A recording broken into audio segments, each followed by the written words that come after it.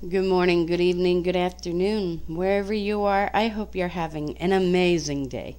It is Saturday, May 24th, 2014, and we're going to continue with Esther Chapter 6. On that night could not the On that night could not the king sleep, and he commanded to bring the book of record of the Chronicles, and they were read before the king. And it was found written that Mordecai had told of Bigthana and Teresh, two of the king's chamberlains, the keepers of the door, who sought to lay hand on the king Ahasuerus. And the king said, What honor and dignity hath been done to Mordecai for this? Then said the king's servants that ministered unto him, There is nothing done for him. Verse 4, And the king said, Who is in the court? Now Haman was come into the outward court of the king's house to speak unto the king to hang Mordecai on the gallows that he had prepared for him. And the king's servant said unto him, Behold, Haman standeth in the court. And the king said, Let him come in. So Haman came in, and the king said unto him, What shall be done unto the man whom the king delighteth to honor? Now Haman thought in his heart, To whom would the king delight to honor more than to myself? Imagine that, only thinking of himself, thinking that he is such an amazing person that the king's going to honor me. Verse 7, And Haman answered the king, For the man whom the king delighteth to honor, let the royal apparel be brought which the king useth to wear, and the horse that the king rideth upon, and the crown royal which is set upon his head.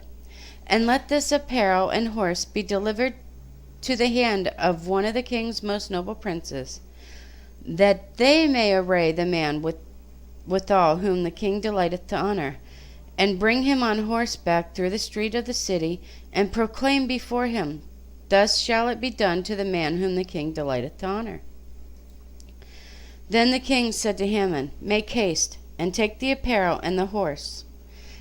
And thou hast said, and do even so to Mordecai the Jew, that sitteth at the king's gate. Let nothing fail for all that thou hast spoken. Then took Haman the apparel and the horse, and arrayed Mordecai, and brought him on horseback through the street of the city, and proclaimed before him, Thus shall it be done unto the man whom the king delighteth to honor. And Mordecai came to the king's gate, but Haman hastened to his house mourning, and having his head covered.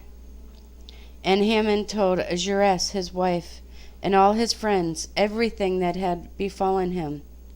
Then said his wise men and Ahasuerus his wife unto him, If Mordecai be of the seed of the Jew, before whom thou hast begun to fall, thou shalt not prevail against him, but shall surely fall before him. And while they were yet talking with him, came the king's chamberlains, and hastened to bring Haman unto the banquet that Esther had prepared.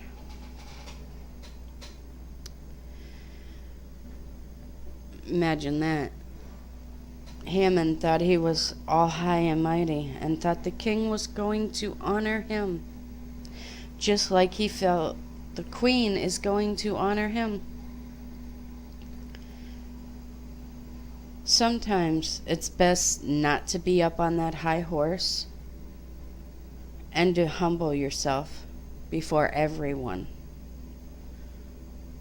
When you think you are the greatest, the Lord will show you that you are the smallest.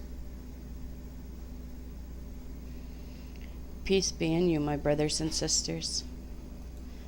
May the Lord have mercy on us all. I love you guys so very much. God bless.